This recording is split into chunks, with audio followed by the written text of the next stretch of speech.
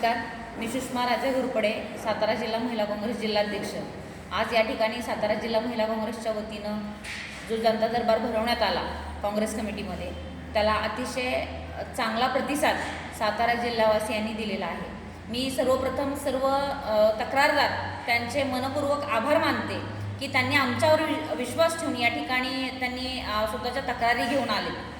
या जनता दरबारामध्ये जास्तीत जास्त लोक सहभागी झाली, आमचे पदाधिकारी असतील आणि तक्रारदार असतील।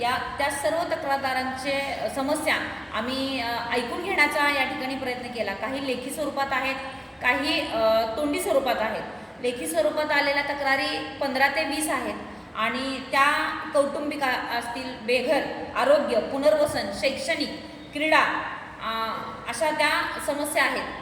त्यामध्ये सर्वसामान्य लोकांचा सहभाग आहे, काही रुग्णांचा आहे, काही विद्यार्थी आहेत, खेळाडू आहेत आणि महिला देखील आहेत। तर मी सातारा जिल्हा महिला काँग्रेस कमिटीच्या वतीनं सर्वांचे मनापासून आभार मानते।